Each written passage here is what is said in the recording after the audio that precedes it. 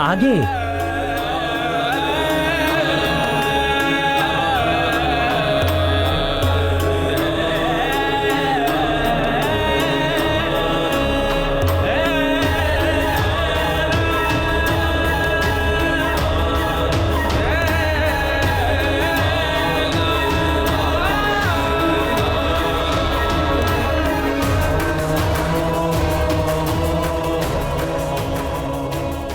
ये वैद्यराज जी तो देखे हुए से लग रहे हैं, किंतु समझ में नहीं आ रहा है कि कहाँ देखा है।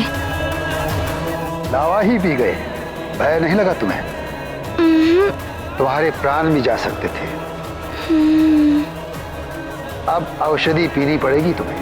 वैद्यराज जी, आप जैसी भी औषधि देंगे, मीठी या कड़वी, मैं पी लूंगा। मुझे इस दशा में देखकर माँ को कष्ट हो रहा है और पिताश्री भी व्याकुल हैं। उनकी व्याकुलता समाप्त कर दीजिए बस। अपने माता पिता की व्याकुलता दूर करना है। मेरी औषधि तुम्हें स्वस्थ कर देगी।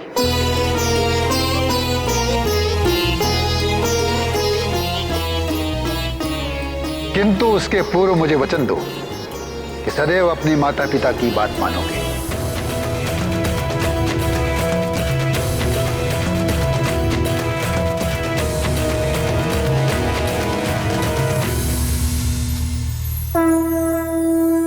मैं वचन देता हूँ।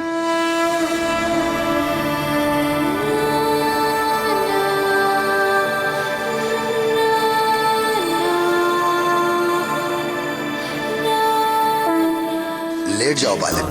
महाबली हनुमत की रुचिकर लीला राम भगत की। जय जय जय रघुनंदन राम, जय जय जय महाबली हनुमान। मूल ने हर लिया अंश का ताप, जटा के जल से करते उपचार। अद्भुत लीला शिव शक्ति की, हर लिया अंश का सब विकार। मात और पिता है भावुक, देख कर हनुमान आगत ताप। हनुमान है अब ताप रहित, रहे निरोगी अंजन पुत्र का शरीर। ये गाथा महाबली हनुमत की, रुचिकर लीला राम भगत की। जय जय जय रघुनंदन राम, जय जय जय महाबली हनुमान।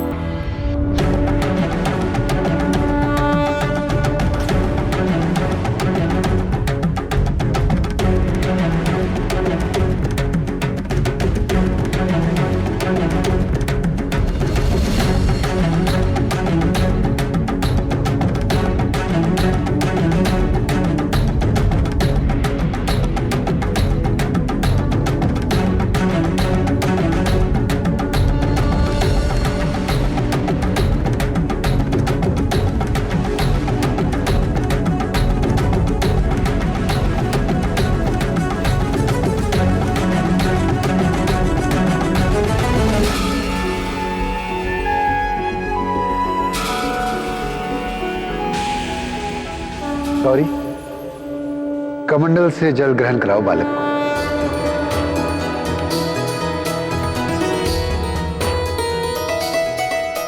ग्रहण करो इसे।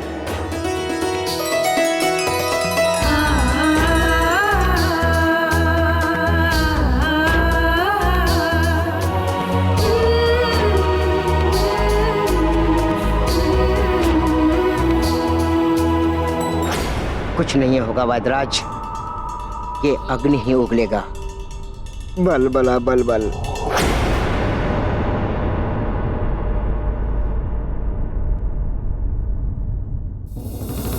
बच लो दिबल, कहीं तुम ही न फंस जाओ।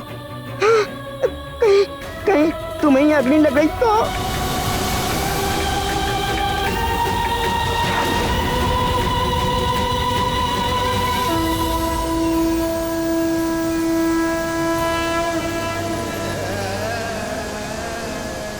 इस बार अग्नि नहीं निकली।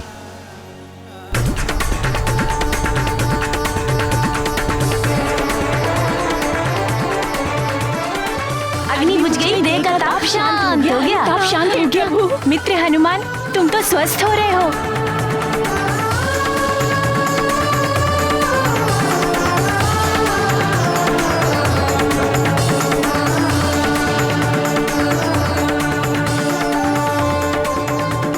और पिलाइए ना ये मधुर जल। मैं शीघ्र ही स्वस्थ हो जाऊंगा। माँ की चिंता भी दूर हो जाएगी।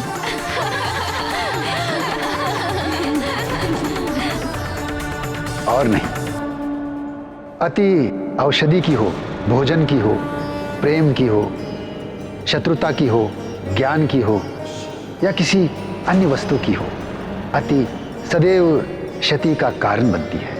यदि एक घूंट में तुम स्वस्थ हो सकते हो, उससे अधिक जितनी भी औषधि तुम पी जाओगे वो व्यर्थ तो जाएगी और उससे तुम्हें हानि भी हो सकती है। इसलिए सदैव उचित मात्रा का ध्यान रखो। मैं समझ गया। मैंने भी अधिक मात्रा में लावा पी लिया था।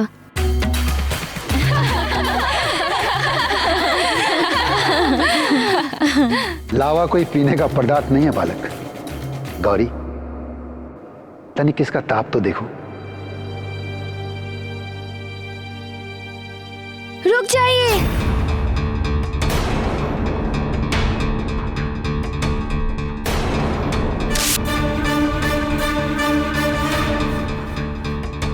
माँ ने भी मुझे छुआ था। उन्हें भी हाथ में ताप लग गया था। कहीं आपको भी? मुझे कुछ नहीं होगा बालक।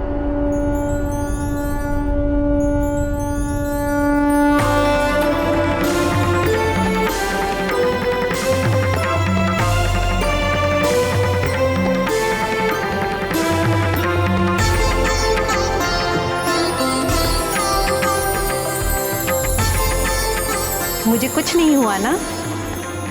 अब तुमने जो अपनी माँ को शपथ दी थी कि मुझे मत छूना, वो शपथ तोड़ दो।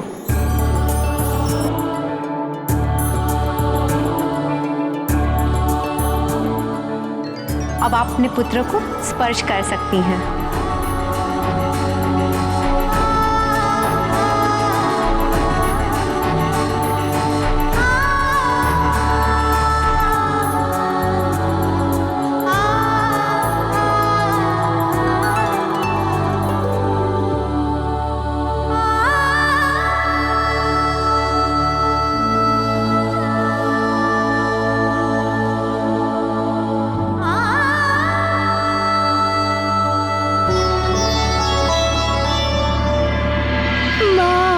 आपको कब से गले लगाना चाहता था।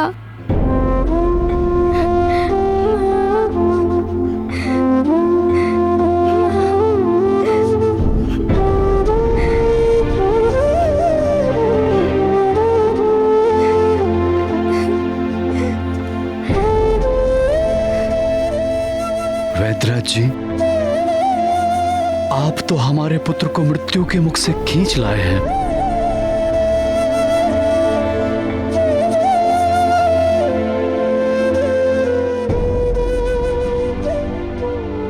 भगवान बनकर आए हैं आप हमारे लिए। अब बालक को विश्राम की आवश्यकता है, इसे सोने दीजिए। प्रातः तक ये पूर्णतया स्वस्थ हो जाएगा। आपके लिए हम जो भी कर सकें वो कम होगा वैद्यराज जी। कृपया आज्ञा दें, हम क्या शुल्क देके आपको संतुष्ट कर सकते हैं? शुल्क भविष्य में कभी मांग लेंगे। अब हमें आज्ञा दीजिए। वैद्य जी, आपने हमारे हनुमान को जीवन दान देकर हमें भी नया जीवन दान दिया है। आपके शुल्क के लिए मैं अपने पल्लू में गांठ बांध लेती हूँ। जब भी आप कहेंगे, जो भी आप कहेंगे, यदि वो हमारे सामर्थ्य में हुआ तो हम आपको अवश्य वो शुल्क देंगे। आपका कल्याण हो।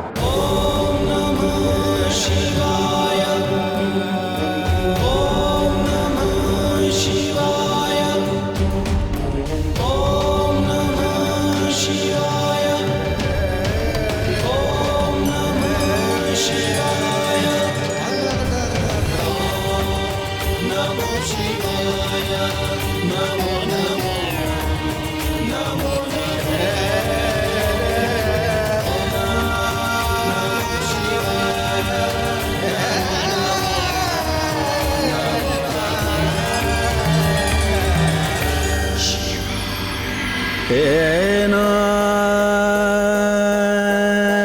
ना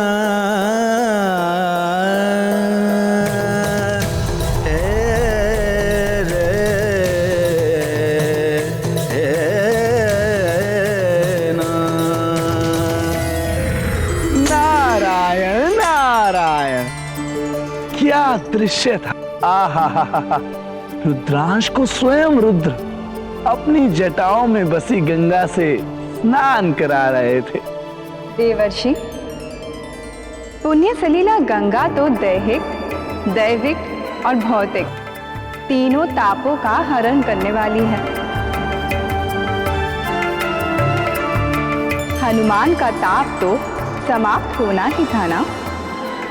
और देवर्षि, आपने देखा नहीं, आज तो महादेव हनुमान को स्नान करा के ऐसे आनंदित हो रहे थे जैसे स्वयं पिता अपने पुत्र को स्नान करा के आनंदित होता है। हाँ प्रभु, पहले स्नान कराया, फिर माता महेश्वरी ने कमंडल से अमृत पान कराया। हनुमान, तुम्हारे जैसे भाग्य तो किसी के नहीं है। नारायण नारायण। माँ, वो दोनों मुझे देखे देखे से लग रहे थे और उन्होंने जो मुझे जल पिलाया वैसा तो मैंने आज तक नहीं पिया है। औषधि होगी पुत्र।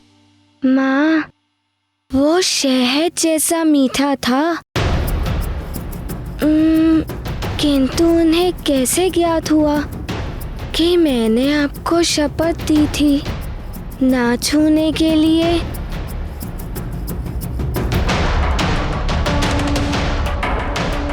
अब तुमने जो अपनी माँ को शपथ दी थी कि मुझे मत छूना, वो शपथ तोड़ दो। अब आप अपने पुत्र को स्पर्श कर सकती हैं।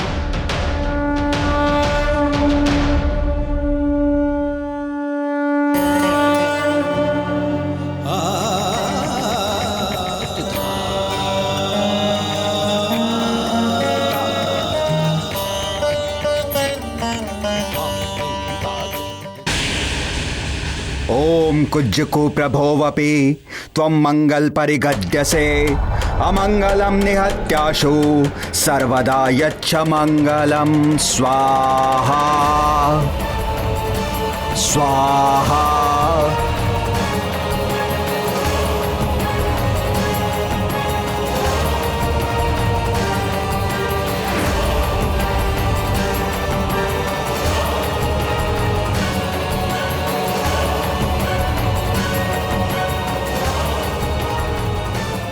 दशानन, देख रहे हो आकर्षण कवच को? मेरे तपोबल ने प्रभाव दिखाना आरंभ कर दिया है। हाँ गुरुदेव, देख रहा हूं।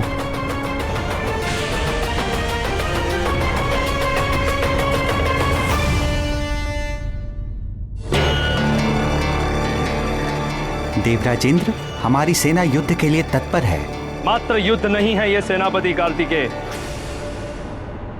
आज हमारी सेना को हमारा कर्तव्य पुकार रहा है। आज हमारे वीरों को श्रेष्ठ पराक्रम और अद्भुत शौर्य दिखाना है। यदि हमें सृष्टि की रक्षा करनी है तो हर स्थिति में लंकेश रावण के इस यज्ञ का विध्वंस करना होगा। यदि रावण इस यज्ञ में सफल हो गया तो ना केवल उसकी शक्तियां कई गुना बढ़ जाएगी, वरन वो हर किसी से अवध्य भी हो जाएगा, जिसके पश्चात समस्त सृष्टि असुरों के आतंक और अत्याचार से त्राहिमाम कर उठेगी।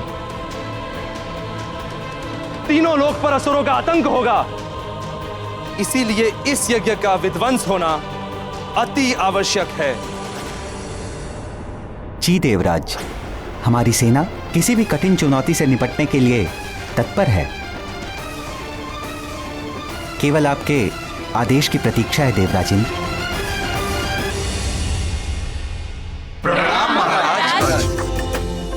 प्रजाजनों, आपको ये जान के प्रसन्नता होगी कि आपके युवराज हनुमान सकुशल हैं। उनका ताप अब पूर्णतः शांत हो चुका है।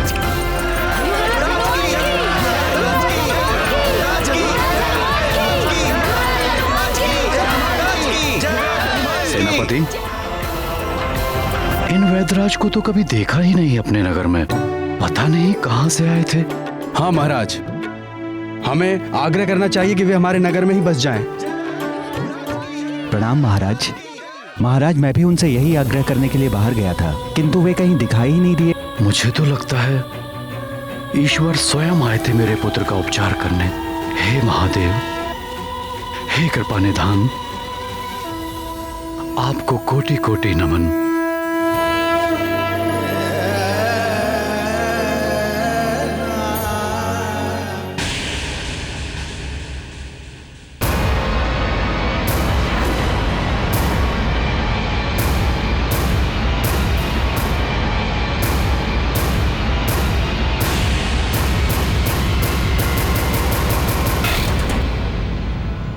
देवराज, आपका वाहन और आपका सारथी मातली आपकी सेवा में प्रस्तुत है।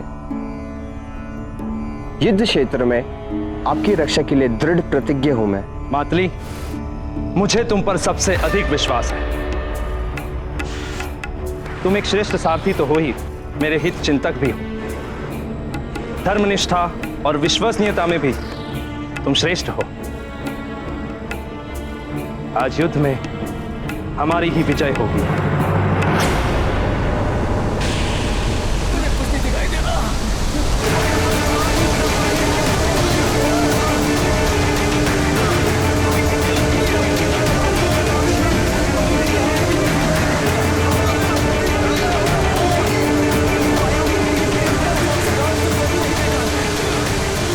ये अकस्मात क्या हो रहा है? कुछ दिखाई भी नहीं दे रहा है। वायु भी बहुत तीव्र हो गई है। ये कैसा अलौकिक प्रकाश है? मुझे कुछ दिखाई भी नहीं दे रहा है। ब्रह्मदेव, अब मैं देखता हूँ नर और वानर मेरा क्या बिगाड़ लेते हैं। रुक जाओ देवराज इंद्र।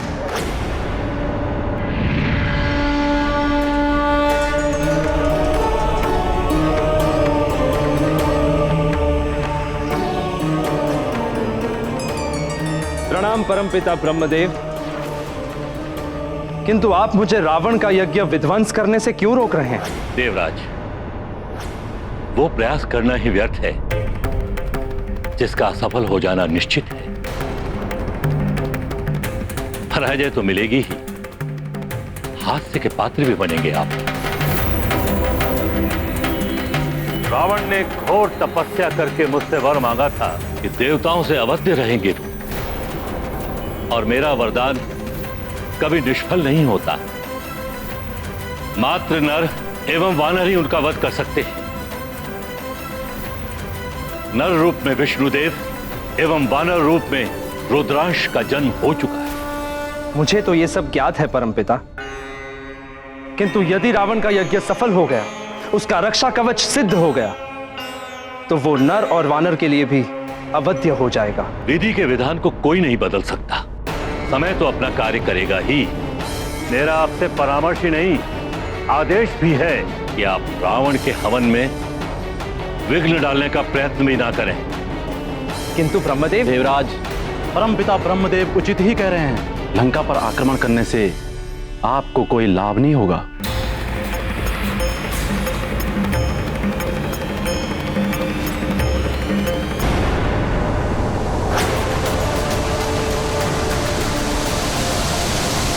लंकेश, सिद्ध हो गया यह कवच। प्रसन्न हुए हम। गुरुदेव, आप महान हैं। प्रसन्न कर दिया आपने दशानन को।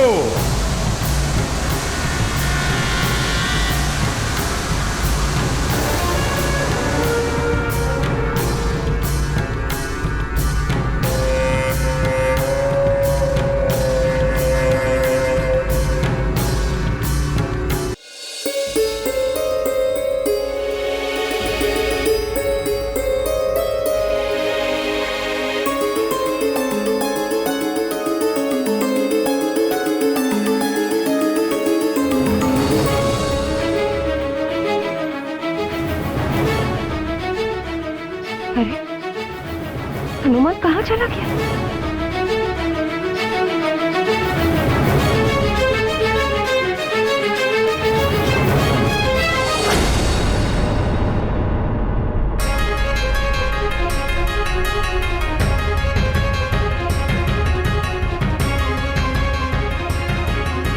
यदि तुमने कुछ अनुचित या बुरा कार्य किया, एक लाल माला इस खूंटी पर लटका दी जाएगी।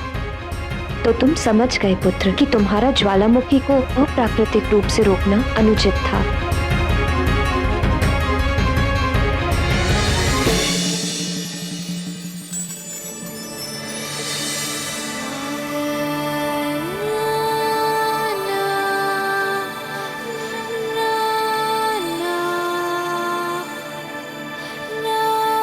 मुझे क्षमा कर दीजिए माँ, मुझसे बड़ी भूल हो गई। ये देखिए माँ, मैंने भूल स्वीकार करने वाली लाल माला खूंटी पर टांग दी है।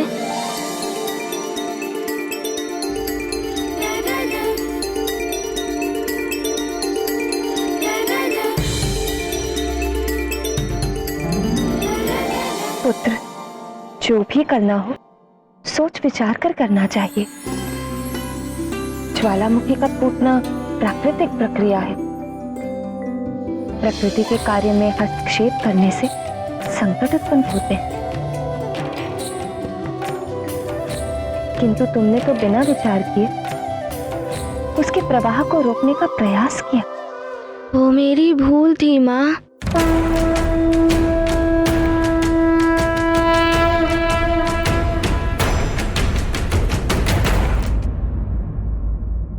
ध्यान रखना पुत्र, भविष्य में तुम्हारा कोई भी मित्र कहे या कोई और, अपने वरदानों की शक्ति का प्रयोग तब तक मत करना जब तक सच में उसकी आवश्यकता ना हो।